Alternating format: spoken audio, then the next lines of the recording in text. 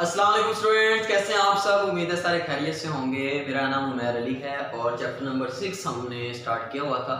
First lecture जो था वो इंट्रोडक्टरी लेक्चर था, तो आज उसी लेक्चर से हम आगे कंटिन्यू करेंगे। आज बेसिकली हमने पढ़ना है जो पहला टॉपिक आपके स्मार्ट सिलेबस में शामिल है, दैट है the properties of transition metals. Properties बहुत सारी हैं, लेकिन प्रॉपर्टीज को समझने के लिए वंस अगेन हमें दो चीज़ों का पता होना चाहिए, इलेक्ट्रॉनिक कन्फिग्रेशन और दूसरी चीज़ हमें सारा डी ब्लॉक याद होना चाहिए, फिर आपसे ये चैप्टर होगा, वरना ये नहीं होगा। और उसको याद करने का मैंने बड़ा आसान तरीका आपको बताया था, फिर बता देता हूँ एक दफ़ा ताकि आप भूलें ना। हमारे पास ऐसा था कि सुनो तुम विवाह कर लो मुझसे, फिर कोई नहीं कुछ जिक्र करेगा। तो ये पहली ट्रांजिशन सीरीज है, मतलब सब scandium, titanium, vanadium, chromium, manganese, iron, cobalt, निकल, कॉपर एंड जिंक। तो उसको मैंने ऐसे याद करवाया था, सुनो तुम ब्याह कर लो मुझसे, फिर कोई नहीं कुछ जिक्र करेगा, ठीक है ना। या फिर शक्ति विक्रमन फिकोरिकुलम, ये मैंने अपने लिए याद किया हुआ है, ये आपको समझ नहीं आएगा। तो पहले मैंने ट्रांजिशन सीरीज आपको ऐसे याद करवाई थी। दूसरी मैंने आपको ऐसे याद करवाई थी कि वाय जरनाब मुंह तक रो। जरनाब लड़की का नाम है, वाय जरनाब मुंह तक रो, कि जरनाब मेरा मुंह क्यों तक रही हो। रोज पढ़ती आज किधर ध्यान है। तो ये सेकंड ट्रांजिशन सीरीज आपको याद होगी, ठीक है ना। इसी तरह से थर्ड ट्रांजिशन सीरीज मैंने आपको याद करवाई थी, वो गुंडागर्दी की टर्म में, ला हफ्ता डब्ल्यू रे उससे, रेडियम में वैसे आयरन, प्लैटिनम, गोल्ड और मरकरी। तो ये आपको डी ब्लॉक याद होना चाहिए, अगर नहीं याद तो फिर भूल जाएंगे, चैप्टर आपको याद नहीं हो सकता, ठीक है ना। तो इस तरह से आपको ये सारा याद होना चाहिए। उसके अलावा आपको पता है ये आपसे फर्स्ट बी है, ये सेकंड बी ग्रुप है। उसके बाद इधर आ जाते हैं, फिर ये आ गया आपके पास थर्ड बी ग्रुप, फिर आपके पास आएगा 4B, फिर आपके पास आएगा 5B, फिर आपके पास आएगा 6B, फिर आपके पास आएगा 7B और आगे ये आपके पास आ गया 8B।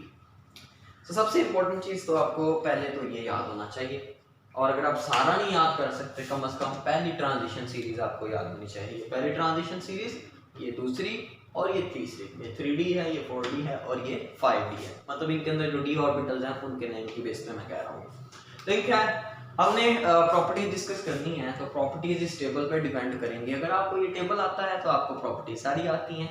इलेक्ट्रॉनिक कन्फिगरेशन पहले डिस्कस करते हैं, फिर उससे आगे वो चीज़ें निकालेंगे कि हम क्या बताना क्या चाह रहे हैं, बेसिकली हम डिस्कस क्या करना चाह रहे हैं। स्कैंडियम होता है 21, मैंने यहाँ पे सिर्फ और सिर्फ 4s और 3d ऑर्बिटल्स ड्रा किए हैं, उससे पहले ऑर्गन है 18। ओके, स्कैंडियम 21 होता है। ओके, इलेक्ट्रॉन पूरे करें 18 हो गए, 19, 20 और ये 21 ऐसे आएगा। टाइटेनियम 22 है, 18 पहले, 19, 20, 21 और ये 22। वनेडियम 23, 18 पहले, 19, 20, 21, 22 और ये 23। 18 पहले थे, ये 24 है, 19, 20, 21, 22, 23 और 24। और बताया था ये नॉर्मल है, एस में एक इलेक्ट्रॉन नहीं रहता बल्कि वो डी में चला जाता है ताकि स्टेबल हो जाए, ये याद रखिएगा। क्रोमियम, ठीक है, स्टार लगा देता हूँ। मैग्नीज होता है 25, 18, 19, 20, 21, 22, 23, 24 और ये 25।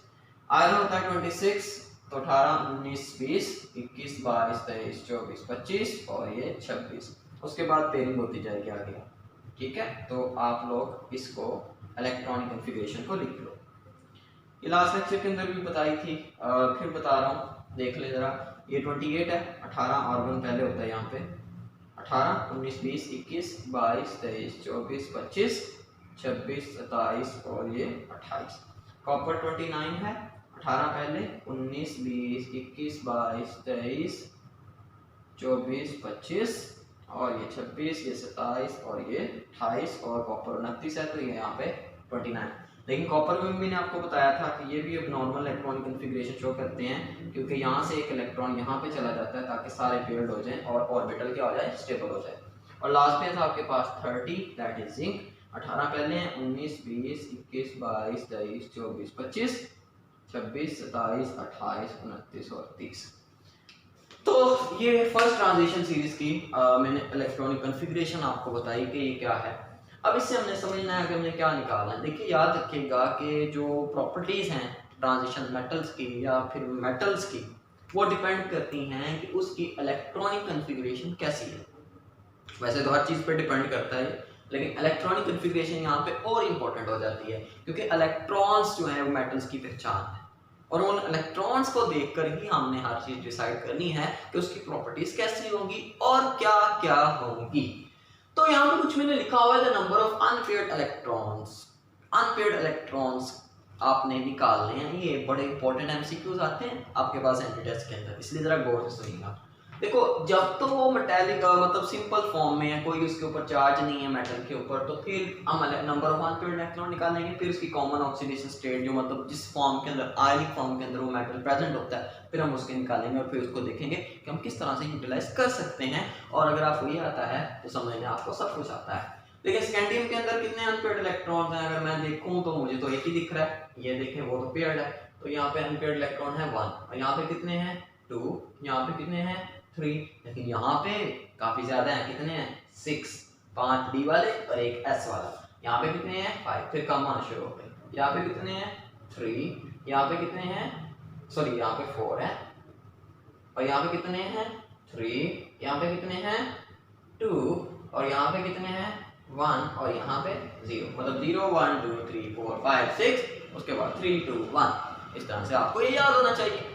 तो ये है आपके पास number of unpaired electrons in transition metals. First series की बात की, जितनी सारी सी बात है, फर्स्ट सीरीज के अंदर होंगे, फॉर एग्जांपल स्कैंडियम है, उसके अंदर नंबर ऑफ अनपेयर्ड इलेक्ट्रॉन 1 है, तो यट्रियम के अंदर भी 1 होगा, लैंथेनम के अंदर भी 1 होगा। फॉर एग्जांपल मैं कहता हूँ आपके पास मैंगनीज है, उसके अंदर 5 अनपेयर्ड इलेक्ट्रॉन है, तो ये टेक्नीशियम और इसके अंदर भी यही होगा। सिमिलरली मतलब जो कॉपर के अंदर होगा वही सिल्वर और गोल्ड के अंदर होगा, जो आयरन के अंदर होगा वही नीचे वालों में होगा, कोई खास फर्क तो नहीं ना आएगा। तो एक अगर आपको ट्रांजिशन सीरीज के याद हो गए तो आपको ऑटोमेटिकली सबके याद हो गए। अंडरस्टैंड, समझ आ रहा है मेरे पास? अच्छा चलो, अब स्कैंडियम जो होता है वो मोस्टली आपके पास एग्जिस्ट करता है, बड़ा इंपॉर्टेंट पॉइंट से डिस्कस करने जा रहे हैं, Sc+3 ऑक्सीडेशन स्टेट। जो ट्रांजिशन आपके पास मेटल्स होते हैं ना, वो कॉम्प्लेक्सेस बनाते हैं और उसमें वो आयनिक फॉर्म के अंदर एग्जिस्ट करते हैं, तो वो भी हमें जानना बड़ा जरूरी है। फॉर एग्जांपल स्कैंडियम होता है +3 ऑक्सीडेशन स्टेट के अंदर, फॉर एग्जांपल आपका टाइटेनियम होता है +2 के अंदर, आपका वैनेडियम होता है +2 के अंदर।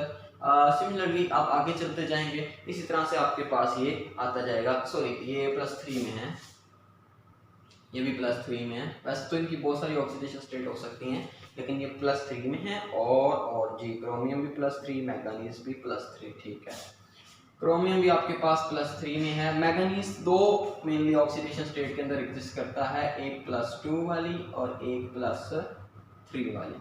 सिमिलरली जो आपका आयरन है वो भी 2 ऑक्सीडेशन स्टेट में एग्जिस्ट करता है, एक +3 वाली और एक +2 वाले ऑक्सीडेशन स्टेट में, और बाकी कोबाल्ट, निकल, कॉपर, जिंक ये सारे +2 ऑक्सीडेशन स्टेट में आपके पास होते हैं।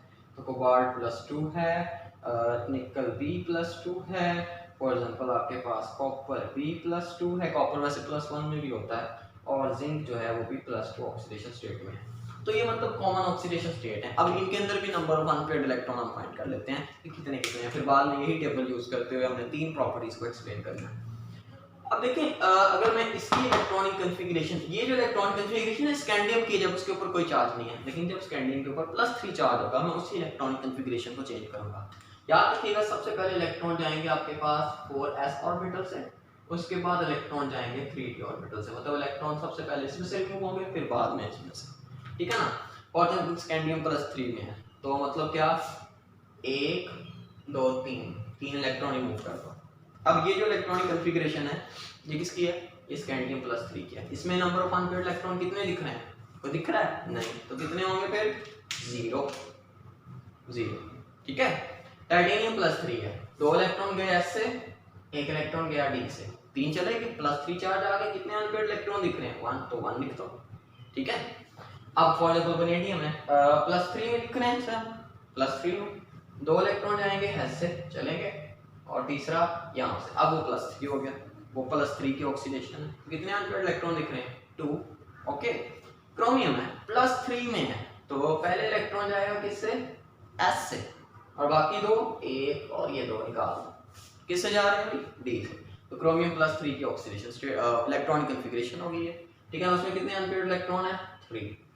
अब मैंगनीज की दो ऑक्सीडेशन स्टेट है, +2 और +3। अच्छा, अगर मैं +2 लिखता हूँ, मतलब फॉर एग्जाम्पल ये मैंगनीज है, ये +2, 2 इलेक्ट्रॉन निकाल दिए, +2, कितने यहाँ पे इलेक्ट्रॉन है?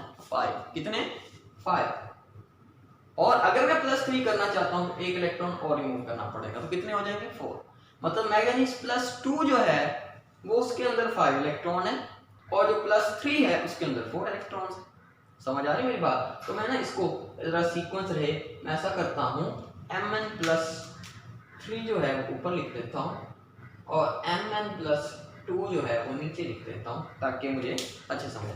तो Mn+3 के अंदर कितने इलेक्ट्रॉन अनपेयर्ड? 4, 1 2 3 4।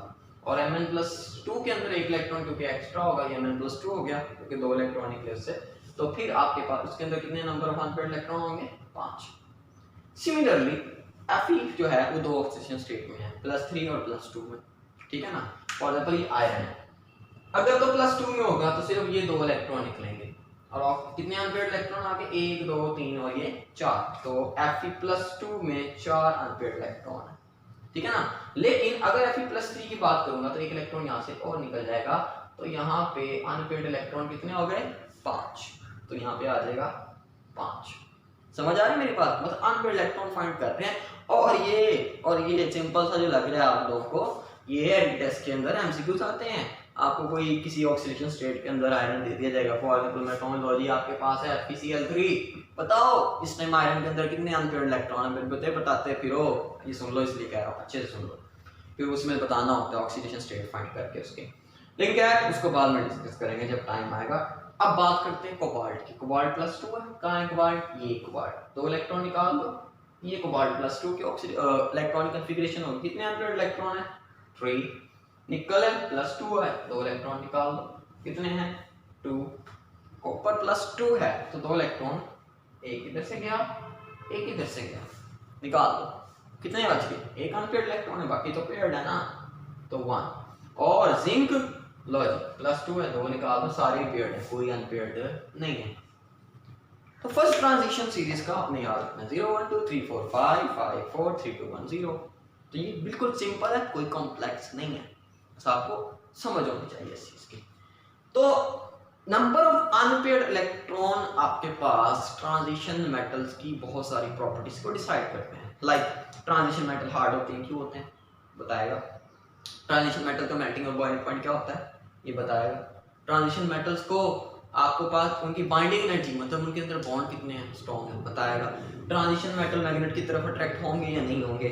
आयरन की तरह, आयरन ये मेटल की तरफ अट्रैक्ट होता है, लेकिन जिंक अट्रैक्ट नहीं होता, क्यों नहीं होता ये बताएगा। तो नंबर ऑफ अनपेयर्ड इलेक्ट्रॉन्स का ये जो टेबल है ये आपके पास नोट होना चाहिए, जल्दी से नोट कर लो, टाइम दे रहा हूँ। 1 2 3 4 5। चलो हो गया होगा नोट, नहीं किया तो पॉज करना था ना। चले अब हम आते हैं अपनी प्रॉपर्टीज पे। बेसिकली जो सबसे पहली प्रॉपर्टी है वो आपके पास है बाइंडिंग एनर्जी। क्या है? Binding energy. चलो इतनी सी जगह ही काफी है हमारे लिए बाइंडिंग एनर्जी को डिस्कस करने के लिए। तो पहली प्रॉपर्टी है that is binding energy. Binding energy basically हम कहते हैं कि फॉर एग्जांपल मान लेते हैं कि आपके पास ये कोई मेटल है, जारी सी बात है इस मेटल के अंदर बहुत सारे आपके पास ये एटम्स होंगे। फॉर एग्जांपल मैं कह देता हूँ ये आयरन का एक टुकड़ा है, उसके अंदर बहुत सारे आयरन के एटम्स होंगे। क्या एटम्स है? आयरन। अब ये आयरन के एटम्स आपस में बाइंड हुए होंगे कुछ फोर्सेस से। फॉर एग्जांपल मेटल्स की बात कर रहे हैं तो यहाँ पे जो फोर्सेस होंगी उनको हम बोलेंगे मेटेलिक बॉन्डिंग। क्या बोलेंगे जी? Metallic bonding. अब देखो इनकी जितनी अच्छी बॉन्डिंग होगी या बाइंडिंग होगी, बाइंडिंग जुड़ने हम कहते हैं ना, जितने अच्छे जुड़े होंगे उतनी ज्यादा एनर्जी मुझे देना पड़ेगी इनको तोड़ने के लिए, ठीक है ना। मतलब अगर मुझे इस बात का अंदाजा लगाना है कि इसके अंदर कितनी स्ट्रॉन्ग बॉन्डिंग है तो मैं इसको तोड़ूं, और जितनी मेरी एनर्जी निकले वो मुझे ये बताएगी, या मेरी यूज हो एनर्जी वो मुझे ये बताएगी कि हमारे पास ये बॉन्डिंग कितनी स्ट्रॉन्ग है। मतलब एक मेटल है, मुझे उसको उसकी बाइंडिंग एनर्जी आती है 100 और दूसरे की आती है 500, तो किसके अंदर बॉन्डिंग स्ट्रॉन्ग हुई? और भाई 500 वाले में, 500 वाले में। क्यों? क्योंकि उसमें एनर्जी ज्यादा लगानी पड़ी, इसका मतलब उसके अंदर बाइंडिंग ज्यादा स्ट्रॉन्ग थी, बॉन्डिंग ज्यादा स्ट्रॉन्ग थी। मतलब अगर आप ट्रांजिशन मेटल्स के अंदर बाइंडिंग या बॉन्डिंग के मेटालिक बॉन्डिंग किसके अंदर ज़्यादा स्ट्रॉन्ग है, इस बात का अंदाज़ा लगाना चाहते हैं तो आपको उस चीज़ की बाइंडिंग एनर्जी फाइंड करनी है। समझ आ गई मेरी बात? तो बाइंडिंग एनर्जी बेसिकली बॉन्डिंग के बारे में बताएगी कि बॉन्डिंग जो कि मेटालिक है वो कितनी स्ट्रॉन्ग है। ओके, और आप भी जानते हैं कि बॉन्डिंग या फिर बॉन्ड का बनना वो किस पे डिपेंड करता है, नंबर ऑफ अनपेयर्ड इलेक्ट्रॉन्स पे। मतलब जितने आपके पास नंबर ऑफ अनपेयर्ड इलेक्ट्रॉन्स ज्यादा होते हैं उतनी अच्छी आपके पास बॉन्डिंग होती है, और जितनी अच्छी बॉन्डिंग होगी डेफिनेट सी बात है कि आपके पास उतनी ही ज्यादा बाइंडिंग एनर्जी होगी। बात तो सिंपल सी है, सिंपल सा फंडा है, समझ में आता है।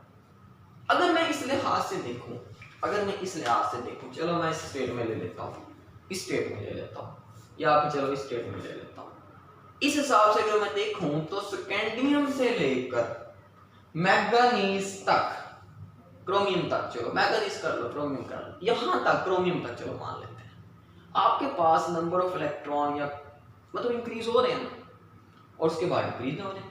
मतलब यहां तक आपके पास स्कैंडियम से लेकर मैंगनीज या आयरन तक आपके पास बाइंडिंग एनर्जी ज्यादा होनी चाहिए थी, उसके बाद डिक्रीज होनी चाहिए थी, ऐसे ही है ना।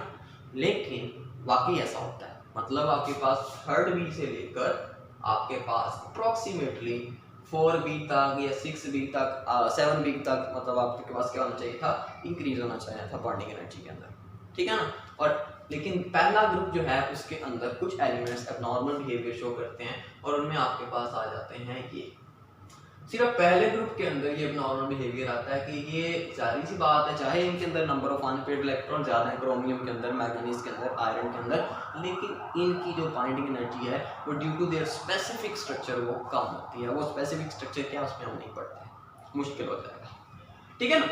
तो बस ये याद रखिए, बाकी इनमें बिल्कुल सेम है, इंक्रीज होता है भाई, इंक्रीज होता है। तो बेसिकली हमने जो नॉर्मली ऑब्जर्व किया है वो ये ऑब्जर्व किया है कि थर्ड बी से लेकर आपके पास यहाँ तक, मतलब कहाँ तक, 5B तक, फर्स्ट ट्रांजिशन सीरीज में जो पहला या ग्रुप है इसको बोलते हैं first transition series, second group उसको second transition series, third group मतलब और पीरियड मतलब थर्ड ट्रांजिशन सीरीज। समझ आ रही है मेरी बात? अच्छा, अब हमने क्या ऑब्जर्व किया है कि थर्ड बी से लेकर, ठीक है, 5B तक इंक्रीज आता है, क्या आता है, इंक्रीज आता है। मैं यहाँ पे पॉइंट आउट भी कर देता हूँ, इंक्रीज आता है, और उसके बाद आपके पास यहाँ से लेकर यहाँ तक क्या आता है, डिक्रीज आता है बाइंडिंग एनर्जी।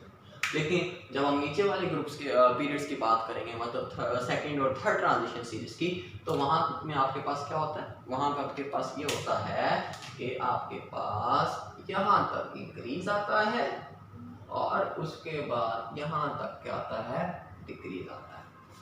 हालांकि फर्स्ट में भी ऐसा होना चाहिए था कि यहाँ तक तो इंक्रीज आता मैंगनीज तक, ठीक है ना, मैंगनीज तक तो इंक्रीज आता, लेकिन वहां पे मैंगनीज के एबनॉर्मल बिहेवियर की वजह से, बेसिकली मैंगनीज ही एबनॉर्मल बिहेवियर शो करता है ड्यू टू स्पेसिफिक स्ट्रक्चर, इसकी एनर्जी कम आती है, ठीक है ना। अब इसको मैं ग्राफ की मदद से समझना चाहूँ तो कैसे समझा सकता हूँ, देखिएगा।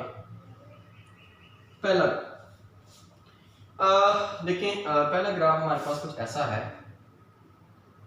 कि ये इंक्रीज हो रही है आपके पास बाइंडिंग एनर्जी। तो मान लिया पहले हमारे पास था यहाँ पे स्कैंडियम, चले देखते हैं, हमारे पास यहाँ पे था स्कैंडियम, ओके, उसके बाद क्या आ गया, टाइटेनियम, एनर्जी बढ़ रही है, उसके बाद क्या आ गया, वनेडियम। तो फर्स्ट ट्रांजिशन सीरीज में वनेडियम तक आपके पास बाइंडिंग एनर्जी इंक्रीज होती है, उसके बाद आपके पास क्या हो रही है, डिक्रीज हो रही है। मतलब कैसे, उसके बाद कुछ ग्राफ ऐसा हो जाता है, ऐसे, और फिर कुछ ऐसे, ठीक है ना। अब क्या में क्या हुआ, यहाँ पे होगा कि वनेडियम तक इंक्रीज हुआ, उसके बाद क्या आता है, क्रोमियम, क्रोमियम में डिक्रीज आया, और मैंगनीज का सबसे कम है, क्योंकि मैंगनीज यहाँ पे कुछ एबनॉर्मेलिटी शो कर रहा है due to its specific structure, ठीक है ना। उसके बाद मैंगनीज के बाद आयरन आ जाता है, और उसके बाद फिर आपके पास यहाँ पे आएगा कौन, कोबाल्ट, उसके बाद क्या आएगा, निकल, उसके बाद क्या आएगा, कॉपर, और सबसे एंड पे क्या आएगा, जिंक। तो ये आपके पास इस तरह से ग्राफ बनेगा। अब देखो जब तक आपको ये याद नहीं होगा आप ये कैसे बनाओगे, नहीं ना बनेगा।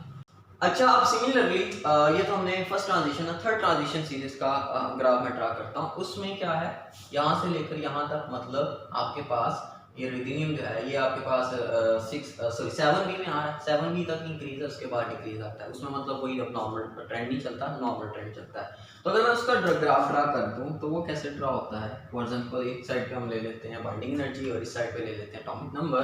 तो उसका क्या है, उसका यहाँ पे ग्राफ स्टार्ट हुआ और ये इंक्रीज है, ठीक है। और इंक्रीज कहाँ तक होता है, इंक्रीज होता है उसका यहाँ तक, टंगस्टन तक और RE तक, W और RE तक। और उसके बाद क्या आता है, उसके बाद फिर से ग्राफ के अंदर डिक्रीज आ जाता है। अगर आपने पूरा करना है कर लें, मतलब यहाँ पर लगा लें ला हफ्ता, आगे W आ गया, W रे उससे ओस्मियम आ गया, क्या था इरिडियम, प्लैटिनम, गोल्ड और एंड पे मरकरी। तो ग्राफ ड्रा करना भी बड़ा आसान है अगर आपको वो याद है। तो उसके अंदर नॉर्मल ट्रेंड है, बाकी दोनों के अंदर मतलब सेकंड और थर्ड ट्रांजिशन सीरीज के अंदर नॉर्मल ट्रेंड है बाइंडिंग एनर्जी का। लेकिन आपके पास जो फर्स्ट ट्रांजिशन सीरीज है उसमें ये तीनों एबनॉर्मल शो करते हैं। इसको आप B से याद रखें, इसको B से याद रखें, बाकी सब नॉर्मल है। तो देखिए बाइंडिंग एनर्जी असल में नंबर ऑफ अनपेयर्ड इलेक्ट्रॉन पे शो होती है, लेकिन अब इसमें कोई ज़्यादा चीज़ें आ गई हैं तो उनको एक्सप्लेन करना अभी फिलहाल पॉसिबल नहीं है, ठीक है। तो ये आपके पास हो गया बाइंडिंग एनर्जी। अब सिमिलरली अभी मैंने जिक्र किया कि ये बाइंडिंग एनर्जी या number of unpaired electron bonding को डिसाइड करते हैं और बॉन्डिंग डिसाइड करती है कि बाइंडिंग एनर्जी कितनी होगी। तो यहाँ पे सिमिलरली एक और चीज़ हमारे पास आ जाती है और वो ज़हन में क्या आता है, मेल्टिंग और बॉइलिंग पॉइंट। बिल्कुल सेम ग्राफ है, ठीक है, थोड़ा सा बस फर्क है, उसको देख लेते हैं फर्क कहाँ पे है। अब हमारे पास अगली जो प्रॉपर्टी है that is melting and boiling point. अच्छा, मेल्टिंग और बॉइलिंग पॉइंट देखें। मेल्टिंग और बॉइलिंग पॉइंट किस चीज पर डिपेंड करता है, वो डेफिनेट सी बात है, डिपेंड करता है बॉन्डिंग कितनी स्ट्रॉन्ग है। मतलब नंबर ऑफ अनपेयर्ड इलेक्ट्रॉन जितने ज्यादा होंगे उतनी ज्यादा बॉन्डिंग स्ट्रॉन्ग होगी, और जितनी ज्यादा बॉन्डिंग स्ट्रॉन्ग होगी उतनी ज्यादा बाइंडिंग एनर्जी होगी। मतलब तोड़ने के लिए ज्यादा एनर्जी चाहिए, मतलब उतना ही ज्यादा मेल्टिंग पॉइंट भी होगा, उतना ही ज्यादा बॉइलिंग पॉइंट भी होगा। तो बिल्कुल वही सेम ग्राफ बनेंगे, बिल्कुल सेम ग्राफ बन जाएंगे ना एक तरह से। मतलब इस साइड पे अगर आप फॉर एग्जांपल मेल्टिंग पॉइंट ले लेते हो और इस साइड पे आप फॉर एग्जांपल एटॉमिक नंबर ले लेते हो, आपके पास बिल्कुल यही सेम ग्राफ बनेगा। हाँ, बस यहाँ पे थोड़ा सा फर्क क्या आएगा कि ये जो क्रोमियम है इसका ग्राफ थोड़ा सा ऊपर आएगा, ऐसे बस, और कुछ भी चेंज नहीं, बिल्कुल ऐसा ग्राफ बनेगा। यहाँ पे क्रोमियम आ जाए, बाकी सारा ग्राफ सेम, ठीक है। तो मतलब अगर आपको एक ग्राफ आता है तो डेफिनेट सी बात है दूसरे भी आपको पास आ जाएंगे। तो मेल्टिंग और बॉइलिंग पॉइंट का भी यही चक्कर है कि सेकंड और थर्ड ट्रांजिशन सीरीज में तो यहाँ तक इंक्रीज आता है, उसके बाद डिक्रीज है, 7B तक इंक्रीज है, उसके बाद डिक्रीज है। लेकिन फर्स्ट ट्रांजिशन सीरीज के अंदर ये जो तीन है आपके पास, ये जरा पंगा क्रिएट करते हैं। और लेकिन जब मेल्टिंग और बॉइलिंग पॉइंट में जाते हैं तो ये तीन नहीं बल्कि ये सिर्फ और सिर्फ जो दो हैं ये पंगा क्रिएट करते हैं। ये दो मैग्नीज, बेसिकली तो मैग्नीज ही है जो पंगा क्रिएट करते हैं, आयरन तो ठीक हो गया। ठीक है, आपके पास हो गया मेल्टिंग और बॉइलिंग पॉइंट। ये बात समझ में आ गई? तो ये समझ में आ गया तो आखिरी हमारा पास जो रह गया topic that is paramagnetic and diamagnetic behaviour, उसको भी डिस्कस करते हैं। और फिर नेक्स्ट लेक्चर के अंदर जो बाकी चीजें रह जाएंगी हम उनको डिस्कस करेंगे, that is oxidation state and आपके पास एक और चीज थी, हाँ, रेडियस। बिल्कुल, चलिए जी लास्ट टॉपिक डिस्कस करते हैं जल्दी से, that is paramagnetic and diamagnetic behaviour. Para and diamagnetic behaviour बड़ा इंपॉर्टेंट है जी एंटी टेस्ट के लिहाज से, बहुत बहुत बहुत इंपॉर्टेंट है, ज्यादा ही इंपॉर्टेंट है, अन्य वाला इंपॉर्टेंट है, बहुत इंपॉर्टेंट है। अच्छा जी, पैरामैग्नेटिक और डायमैग्नेटिक किसे कहते हैं? याद रखिएगा, पैरामैग्नेटिक ऐसे सब्सटेंस होते हैं जो कि आपके पास मैग्नेटिक फील्ड की तरफ क्या हो जाते हैं, अट्रैक्ट हो जाते हैं, ठीक है। और डायमैग्नेटिक ऐसे सब्सटेंस होते हैं जो कि आपके पास मैग्नेटिक फील्ड की तरफ अट्रैक्ट नहीं होते, बल्कि क्या हो जाते हैं, रिपेल हो जाते हैं, ठीक है, समझ आती बात। अब अट्रैक्ट कौन होगा और रिपेल कौन होगा, ये सोचने वाली बात है। आपने स्पिन क्वांटम नंबर के अंदर पढ़ा था कि जो इलेक्ट्रॉन होता है वो क्या करता है, वो अपने ही एक्सिस के गिर्द स्पिन करता है, स्पिन करता है। और जब इलेक्ट्रॉन है वो एक टाइनी मैग्नेट की तरह बिहेव करता है, और उसके रिजल्ट से क्या होता है, उसके रिजल्ट से उसके इर्द गिर्द एक छोटी सी मैग्नेटिक फील्ड प्रोड्यूस होती है, ऐसे। अब अगर क्लॉकवाइज इलेक्ट्रॉन घूम रहा है तो मैग्नेटिक फील्ड कुछ और तरह से होगी, एंटी क्लॉकवाइज घूम रहा है तो उसकी डायरेक्शन कुछ और तरह से होगी, ठीक है ना। तो जब हमारे पास इलेक्ट्रॉन्स अनपेयर्ड होते हैं, मतलब एक इलेक्ट्रॉन है एक ऑर्बिट के अंदर, तो उसकी कोई मैग्नेटिक फील्ड होगी, मतलब या तो वो क्लॉकवाइज घूम रहा होगा या एंटी क्लॉकवाइज, और उसकी मैग्नेटिक फील्ड होगी। लेकिन जब हमारे पास इलेक्ट्रॉन पेयर्ड होंगे किसी भी ऑर्बिटल के अंदर, तो एक क्लॉकवाइज घूम रहा होगा, मतलब एक की अगर मैं बोल रहा हूँ मैग्नेटिक फील्ड प्लस में है, कुछ वैल्यू है उसकी, दूसरा एंटी क्लॉकवाइज घूम रहा होगा, तो डेफिनेट सी बात है उसकी मैग्नेटिक फील्ड अपोजिट डायरेक्शन में होगी और वो एक दूसरे को कर देंगे कैंसिल। मतलब जब इलेक्ट्रॉन पेयर होते हैं, जब इलेक्ट्रॉन पेयर होते हैं तो उनकी मैग्नेटिक फील्ड नहीं होती, तो वो मैग्नेटिक फील्ड की तरफ अट्रैक्ट क्यों होंगे, वो तो रिपेल नहीं होंगे ना। और जब इलेक्ट्रॉन अनपेयर्ड होते हैं तो क्योंकि वो कैंसिल नहीं होती उनकी मैग्नेटिक फील्ड, तो अनपेयर्ड की फॉर्म में इलेक्ट्रॉन की मैग्नेटिक फील्ड होगी और एज क्या होगा, वो मैग्नेट की तरफ अट्रैक्ट होगा। समझ आती है बात। तो अगर हम देखें इन आयंस में से सबसे ज्यादा मैग्नेट की तरफ अट्रैक्ट कौन होगा, तो वही होगा जिसकी सबसे ज्यादा अनपेयर्ड इलेक्ट्रॉन है, जिसके पास सबसे ज्यादा अनपेयर्ड इलेक्ट्रॉन हो किसके पास है, वो यहाँ पे हैं आपके पास, इन दोनों के पास, मैंगनीज +2 और Fe+3, 5 अनपेयर्ड इलेक्ट्रॉन। और कौन मैग्नेटिक फील्ड की तरफ अट्रैक्ट बिल्कुल भी नहीं होगा, उनमें आपके पास आ जाता है जिसके पास कोई भी इलेक्ट्रॉन प्रेजेंट नहीं unpaired, that is scandium and that is zinc. समझ आ गई। तो अगर मैं इसका ग्राफ बनाऊं पैरामैग्नेटिक और डायमैग्नेटिक कैरेक्टर का या नंबर ऑफ अनपेयर्ड इलेक्ट्रॉन का, तो वो कुछ बनेगा ऐसा। कैसा, अगर मैं इसके हिसाब से बनाऊं, सबसे ऊपर कौन आएगा, यहाँ पे सबसे ऊपर दो चीजें आएंगी, एक का नाम होगा Mn+2, दूसरे का नाम होगा Fe+3। बाकी अगर आपने ड्रा करने हैं उसी के हिसाब से इधर 4 वाला ले आए, 3 2 1, मतलब यहाँ पे आ जाएगा आपके पास Fe+2, उसके नीचे कौन आ जाएगा, उसके बाद आपके पास आ जाएगा इस साइड पे कोबाल्ट+2, उसके बाद क्या आ जाएगा निकल+2, उसके बाद क्या आ जाएगा कॉपर+2, और सबसे नीचे क्या आ जाएगा जिंक+2। सिमिलरली उस साइड पे जाना है तो यहाँ पे क्या आ जाएगा, यहाँ पे क्या आ जाएगा मैंगनीज+3, उसके बाद क्या आ जाएगा क्रोमियम+3, उसके बाद क्या आ जाएगा वेनेडियम+3 और स्कैंडियम+3। तो ये ग्राफ बन गया। मतलब अगर मैं कहूँ कि सबसे ज्यादा पैरामैग्नेटिक कौन है, तो वो आपके पास है मैंगनीज और आयरन +3 फॉर्म, याद रखिएगा, ठीक है। और डायमैग्नेटिक कौन है, मतलब जो रिपेल नहीं करेंगे, जिनके पास अनपेयर्ड इलेक्ट्रॉन ही नहीं है, वो होगा स्कैंडियम और जिंक।